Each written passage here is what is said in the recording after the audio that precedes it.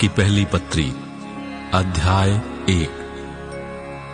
उस जीवन के वचन के विषय में जो आदि से था, जिसे हमने सुना और जिसे अपनी आंखों से देखा, वरन जिसे हमने ध्यान से देखा और हाथों से छुआ, ये जीवन प्रकट हुआ और हमने उसे देखा और उसकी गवाही देते हैं और तुम्हें उस अनंत जीवन का समाचार देते हैं जो पिता के साथ था और हम पर प्रकट हुआ।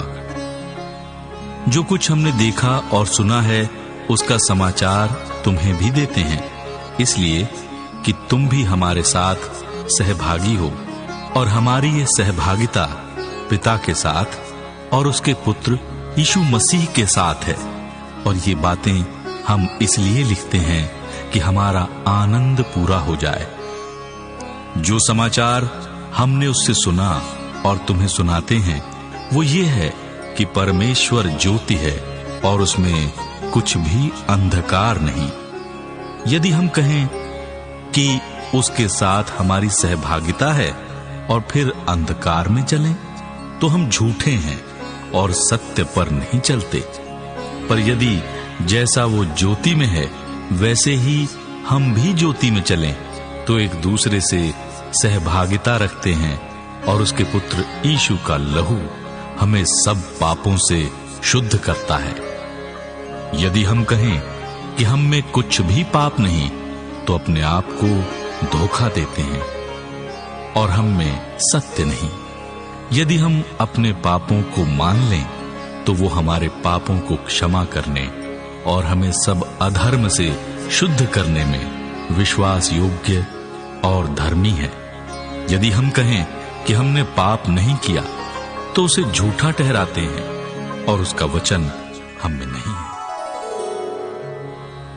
अध्याय 2। हे मेरे बालकों, मैं ये बातें तुमसे इसलिए लिखता हूं कि तुम पाप न करो।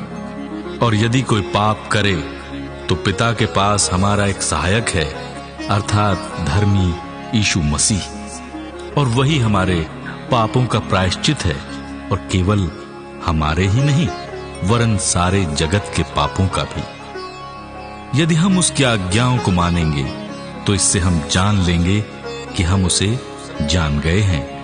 जो कोई ये कहता है मैं उसे जान गया हूं और उसकी आज्ञाओं को नहीं मानता, वो झूठा है और उसमें सत्य नहीं।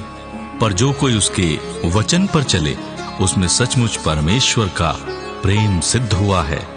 इसी से हम जानते हैं कि हम उसमें हैं।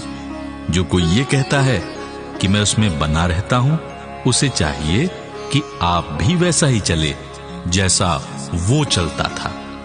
हे प्रियो, मैं तुम्हें कोई नई आज्ञा नहीं लिखता, पर वही पुरानी आज्ञा जो आरंभ से तुम्हें मिली है। ये पुरानी आज्ञा वो वचन है जिसे तुमने सुना है। फिर भी मैं तुम्हें नई आज्ञा लिखता हूं, और ये उसमें और तुम में सच्ची ठहरती है, क्योंकि अंधकार मिटता जाता है और सत्य की ज्योति अब चमकने लगी है। जो कोई ये कहता है कि मैं ज्योति में हूं और अपने भाई से बैर रखता है, वो अब तक अंधकार ही में है। जो कोई अपने भाई से प्रेम रखता है वो ज्योति में रहता है और ठोकर नहीं खा सकता। पर जो कोई अपने भाई से बैर रखता है वो अंधकार में है और अंधकार में चलता है और नहीं जानता कि कहां जाता है, क्योंकि अंधकार ने उसकी आंखें अंधी कर दी हैं। हे बालकों, मैं तुम्हें इसलिए लिखता हूं कि उसके नाम से तुम्हारे पाप क्षमा हुए हैं। हे पितरों, मैं तुम्हें इसलिए लिखता हूं कि जो आदि से है तुम उसे जानते हो। हे जवानों, मैं तुम्हें इसलिए लिखता हूं कि तुमने उस दुष्ट पर जय पाई है। हे लड़कों, मैं तुम्हें इसलिए लिखता हूं कि तुम पिता को जान गए हो। हे पितरों, मैंने तुम्हें इसलिए लिखा है कि जो आदि से है तुम उसे जान गए हो। हे जवानों, मैंने तुम्हें इसलिए लिखा है कि तुम बलवंत हो और परमेश्वर का वचन तुम में बना रहता है और तुमने उस दुष्ट पर जय पाई है। तुम न तो संसार से और न संसार में की वस्तुओं से प्रेम रखो। यदि कोई संसार से प्रेम रखता है तो उसमें पिता का प्रेम नहीं है।